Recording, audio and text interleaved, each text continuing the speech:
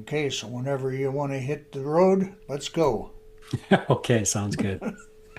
Hey, welcome back to another episode of Road Noise. Hey, this is our podcast where Dad and I just hop on a call like this, and we share, well, mostly Dad shares kind of reflections of 50 years of ministry. So, Dad, I think this is going to be like episode 125. And for those that are Wow, just now joining us, my name's Kedron. I'm having a conversation with Sheldon. that'd be me. Yeah, and so those that are new, this is Sheldon Rhodes, who's been on in ministry for north of 50 years now. So full-time ministry for 50 plus years. The majority of those years focused on, I will say, kids of all ages and bringing the gospel to countless people all across the globe in various forms. And so this is not a different um, season of ministry. This is maybe just a different reflection of of ministry right now, where we have these conversations, and you'd be able to share and reflect on just how you've seen God provide, how He's shaped and directed your path, and as you're listening to this, I hope you find it encouraging, and I hope that you are able to take some of these conversations and just also see the goodness of God in providing, and that'll be an encouragement to you as well. You know, if somebody's just now joining us, they've got 124 back episodes to catch up Yeah. on. Yeah, they've But the got they've beauty got of a some podcast, yeah, the got beauty some of a good stuff. podcast is you can speed it up and listen at twice the speed or something. Yeah, yeah, these conversations typically aren't too awfully long. Yeah, and for those that are just joining you, if you start back on season one, I think we're in like season six right now. But if you jump back to season one, you kind of get an early understanding of what drew Dad to ministry here and what's shaped his trajectory for 50 plus years. So it goes all the way back to childhood, and Yeah.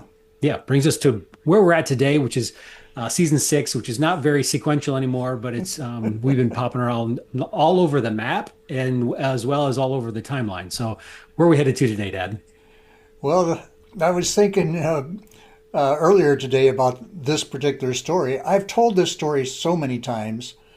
I don't believe we've done it on a podcast, but I have told it many times over the years. A lot of our ministry, we're on the road, and it takes us a long time to get to wherever it is we're going. And sometimes, if we have to be at a church, it might be several hours away. Well, this particular story, the church was going to be several hours away in another state. And so we're going to be doing a Sunday morning presentation. Well, anyway, so we had to get on the road long before it was daylight in order to travel that many miles to get to the church that we needed to be at that Sunday morning. Well, anyway, so that kind of sets the scene as to where we're going. And we had the bus, so this was back in Puppet Prospector days. And so, in order to go south, as we needed to do to get into way down into Indiana, when we leave our place, we would go south on M66 until we get to M79, and then we turn to the east and go about, I think it's about 3, maybe 4 miles. And then there's a road, Ionia Road, that we can turn on and go south. Now, Ionia Road is a shortcut for us if we need to get on Interstate 69. Because when we turn on Ionia Road, it's almost a straight shot south, and we come to the intersection to get on I-69. And from there on is interstate until we cross the state border and so forth. Well, anyway, so that's where we were at. We were at the intersection of Ionia Road and M79. And as I approached the intersection, I mean, we're out in the country at this point. As I approached that intersection, I noticed there's a car pointing north on Ionia Road. And I've got to turn and go south. And this car was kind of off to the side a ways, but it had stopped. And so I've got to make a right-hand turn to go right past them. That's going to be easy enough to do because I can swing way to the left and then make the right hand turn because there's no traffic on M79 that in the wee hours of the morning. And so I can easily make that turn. But as I make the turn, I notice that the car that's sitting there, the dome light is on, and there's a young man sitting behind the steering wheel looking at his map. Okay, so that kind of dates us. This was before GPSs, and so your only navigation system was a map. And he's looking at the map. And I'm thinking, this can't be good. This poor guy is out here in the middle of the country, and obviously he doesn't know where he's at, because why would you be stopped along the side of the road at this intersection looking at a map? And so I make the turn, and I pull over to the right as far as I possibly can. Not that there's any traffic. At that intersection, what, the busiest day, or the busiest time of day, what, rush hour 5 and 6 in the evening, might consist of 2 cars, a pickup, and a half a dozen Amish buggies. I mean, we're out here, no street lights or anything. Well, anyway, so there's not going to be any traffic, but I pull over. I get out of the bus and I walk back to where this young man's at, and he sees me coming, so he rolls the windows down, and we had our brief, good morning type things, and how you doing? And I says, can I help you find something there on your map? And he looks at me and he says, yeah. He says, maybe you can. He says, I'm trying to find 131. Well, 131 is a major highway here in Michigan that goes north and south, kind of on the west side of the state. And I said, buddy, you're a long ways from 131. Do you know where you're at? And he says, no, not really, but he says, I've got to find 131 so I can get back home. I said, well, what are you doing out here? Well, he says, I was visiting my girlfriend in Holland, Michigan, and I told my parents I'd be back home by midnight. And he says, I got to find 131 so I can get back to Grand Rapids. I says, son, if you were in Holland when you left your girlfriend's, you had to cross 131. Either that or went underneath 131. I don't care. I don't know which way you came from, but you crossed 131 a long time ago. Well, he insists that he still needs to go east. I said, buddy, if you go east, you're never going to find 131. Trust me on this. You're going to have to go west. But you say you've got to get back to Grand Rapids? He said, yeah, that's where I live. And I told my parents I'd be home before midnight. So here it is, the wee hours of the morning. He's certainly missed his curfew. And so I said, here, let me show you on the map where you're at.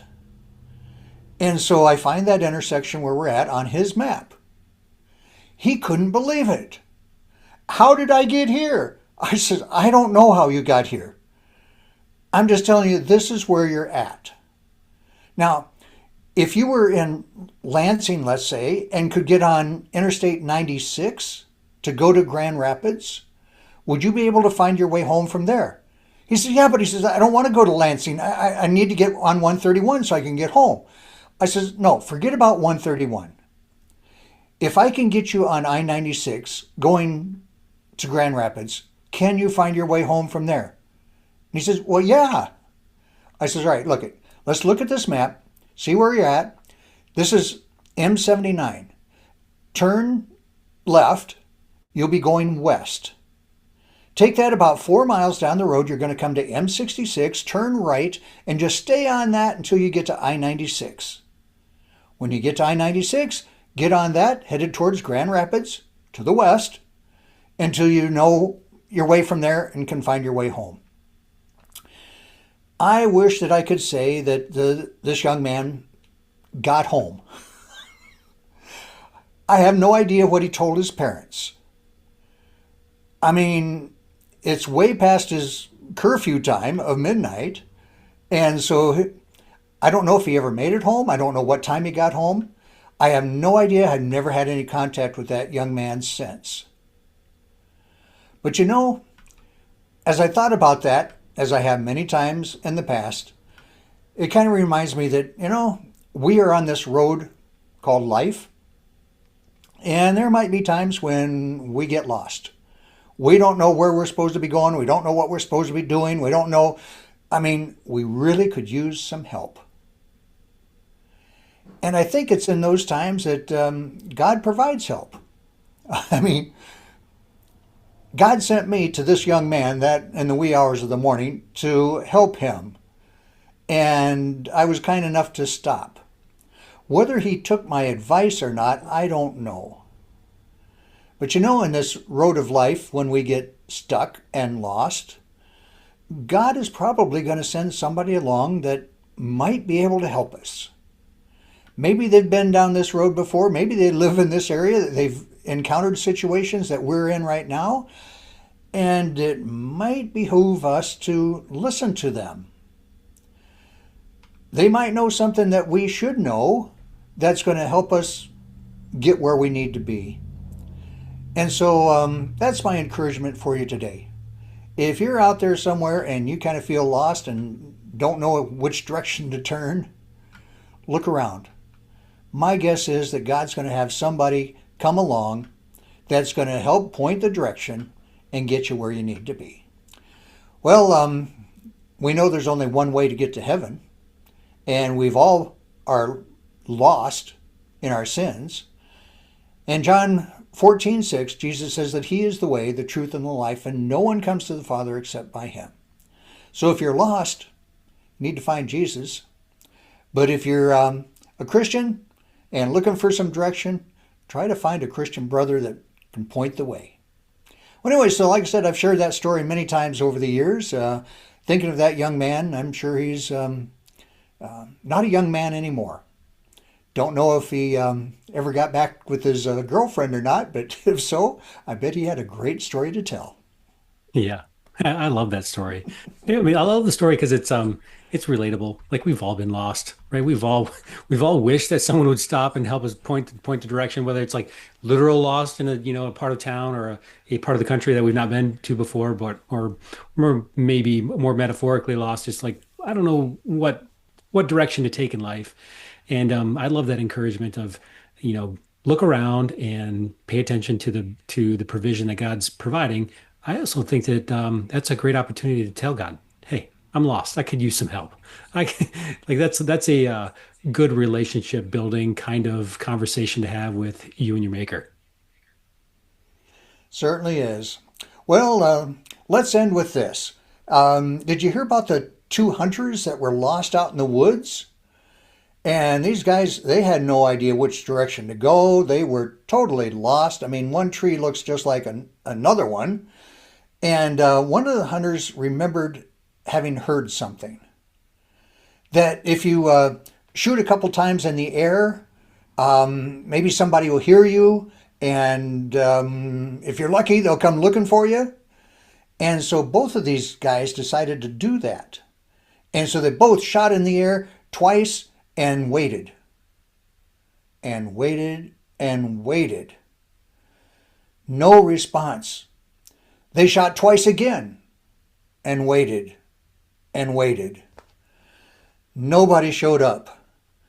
So the one hunter turns to the other and says, "Are you sure this is how this is supposed to work?" He says, "We've shot twice, and nobody has showed up. And I'm almost out of arrows." That's terrible. That's bad. I hope You had me somebody going. shows up. Yeah, you had me going. Well, let's park it here. Yeah, that sounds like a good place to park it. And yeah, look forward to picking this up again soon.